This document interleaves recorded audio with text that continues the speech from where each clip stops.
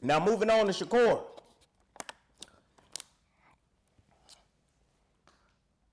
It's another one. You know, a lot of y'all, want to, take the words of everybody and Shakur got caught up in a little pickle or whatever, talking about, hey, I'll go up to 147 and I'll face Conor Ben, but hey, I'm gonna make, Ryan Garcia drop down to 144. I might put some weight stipulations on Ben too, but I'm gonna make, Haney and him come down to 144, and I'm gonna put some stipulations on him as well. And a lot of people's having a hard time with that because Shakur said that he's willing to go to 147 pounds and face Conor Ben. Think about it. You guys have common sense. Think about it, okay? Those other two guys that we mentioned, those dudes are skilled, both skilled, all right? Big, yeah, big. They are bigger than Shakur, yes.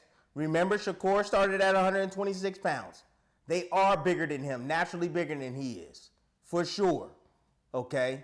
Haney was at 135, right? 140. Now 147. He's a 3-time weight belt holder. Shakur's a 4. You got Ryan Garcia standing at about 5'10", 5'10 and a half. He's a big guy, right? Coming off one of the best performances of his career, right? Okay? And we thought that the juice Ryan Garcia was the better Ryan Garcia. That's what we thought, right? Nah, look at the Ryan Garcia we just saw. Explosive, hand speed, punching power, punching with both hands. Got back with his pops, in his corner, and his pops gave him what he needed. That's a tough fight. So Conor Ben, we just saw Conor Ben struggle against Regis Prograis. Hey, I love Regis Prograis. He was. Regis Prograis was once on my pound for pound list. He was talented, punching power, can box, good defense. At one point in his time in his career, he was a fantastic young fighter. But little by little, it started to dwindle. Fight by fight. Okay? But you saw what he did to Conor Ben, although Conor Ben won the fight. It's an easy fight for Shakur. Conor Ben is an easy fight. Plus, Conor Ben has always talked and always wanted to fight Shakur. And, I know you guys seen the videos of them talking about initially having a fight and so on and so forth. It's an easier fight. No shit. Come on. This a guy, he might be a little bit bigger, but he's not as skilled as Shakur. Whereas you got Haney. Haney is skilled. Haney is skilled. Ryan Garcia, he comes with some special effects. From fast-ass hands to big left hook. It's a no-brainer. So I wouldn't say Shakur is ducking these guys. I just think Shakur is like, okay, I see Conor Ben. That's easy work. I can get that out the way and make some money. However, these other two, hey, let me grow a little bit. You know what? I see, hey, I can beat them, but it's a lot of risk involved in that. And they have the size advantage, and they also have skills. Y'all want this dude to go up to 147 pounds. This dude just came from 135, went up to 140, and fought the best dude in the division. Beat the best dude in the division. Beat the brakes off of him with one hand, period. Just one hand. Now y'all want him to go up to 147 pounds to go face all these other guys? Come on. Nah.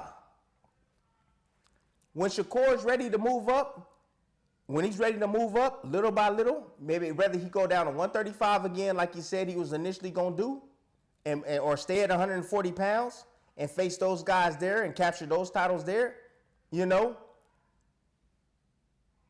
Ryan Garcia and Devin Haney, hey, they got smoke they got to handle. They got to re-up and they can redo it, right? Why can't they go at it?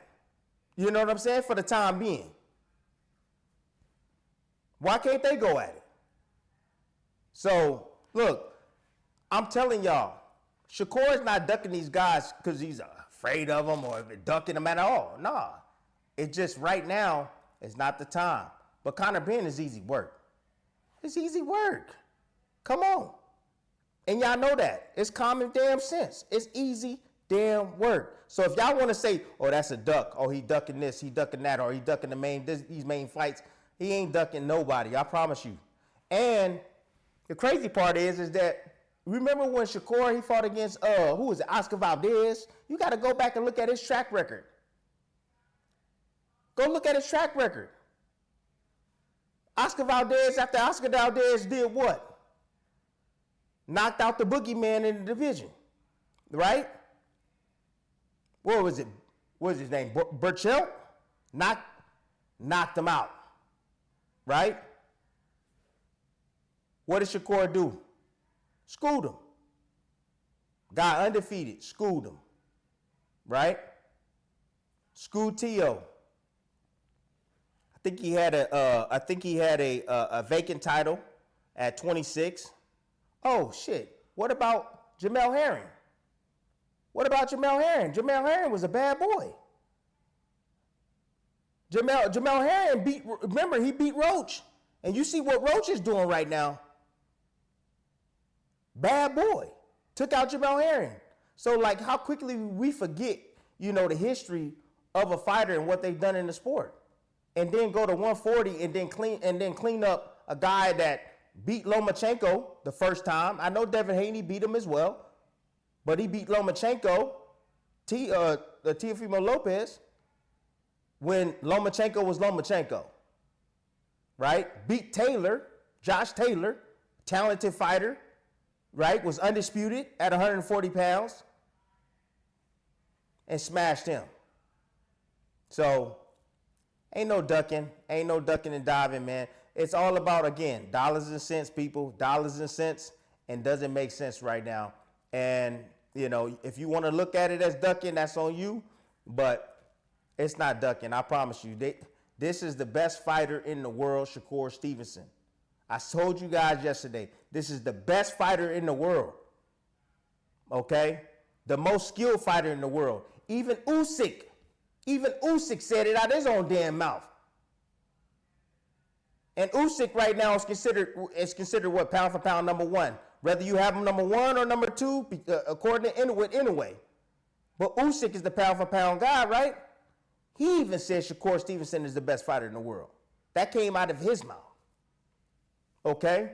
And before that, he said Terrence Crawford was the best fighter in the world. Before that. Putting him above him. So if you need any more validation, the heavyweight champion of the world, the best heavyweight in the world, is giving Shakur Stevenson his flowers right now.